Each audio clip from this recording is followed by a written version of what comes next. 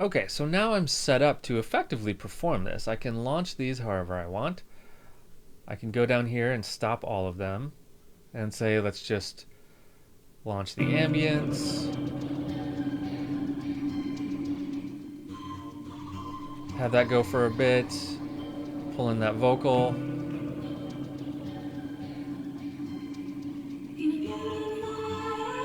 maybe drop the drums down, right? I can do that. However, it is sometimes wise to set up scenes depending on how complicated your thing is. With just these 4 clips, maybe we don't need to, but let's do it anyway. So remember, scenes are the horizontal row of clips. And we can launch a scene from over here. Basically what it's going to do is let us set up kind of combinations in advance. So let's say I'm going to want to start with just this ambience like I did. So I'm going to leave those empty. So when I launch this second scene, I want to be sure ambience keeps going. So I'm going to copy that down there. Okay, and then second thing I'm going to do is pull in just the vocals. And then the third thing will be just the drums and then everything. And I want to make sure that the vocals keep going. And maybe I'll actually pull the vocals out here.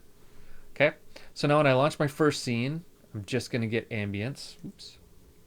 When I launch my second scene, I'm going to get ambience and the vocals. When I launch my third scene, I'm going to get ambience, drums, and vocals. When I launch my fourth scene, I'm going to get ambience, clicky stuff, and drums. Now, if you want to get fancy, we didn't really have to duplicate our ambience all the way through here. I could get rid of those and just remove the little stop button here, right? Because I don't want to leave this empty, because when I launch this scene, right, what it's going to say is play, vocals, stop anything on this track, because it's going to hit that stop button, stop anything on this track, and stop anything on this track, right? So I don't want to hit that stop button. So one way to do it is just to copy that down. So, oops, so that it hits that play button again, right? But another way would be to click here and press Command E. That takes away the stop button. So now this one is going to keep playing when I launch this scene. So maybe I get rid of that all the way through. I can do the same thing with this drums. Just hide that. And with this vocal, just hide that. Now I'm going to get effectively the same thing. It doesn't really matter which way you do it. It just kind of depends on cleanliness and what you like to see. For me, it's a little bit easier to see what's going on if I duplicate the clip. It doesn't really save memory or anything like that, but either way works. If you have a huge session, you might just want to hide some of the stop buttons. Or if I have, like, this ambience is going to play just forever, I might just get rid of all of these stop buttons and then just know that that one's going on forever. You can do it that way. It's just fine. Okay, so now we have scenes. Let's rename these scenes. So I'm going to go Command R. I'm just going to call this intro. Let's call this Vox Enter.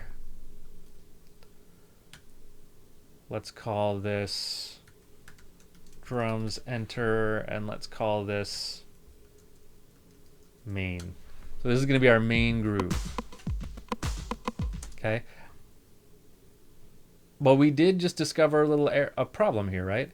If I just click on main, I'm not going to launch my ambience unless it's already going. So that is kind of a benefit of putting it everywhere. Now if I just click on main, we will hear everything. Okay. And now I can jump around, right? I can go to back to just the ambience. It's cool. Go here.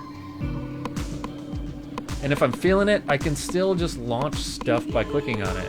If I just want to launch the clicky stuff, I can do that. So you can go between both. It doesn't really matter.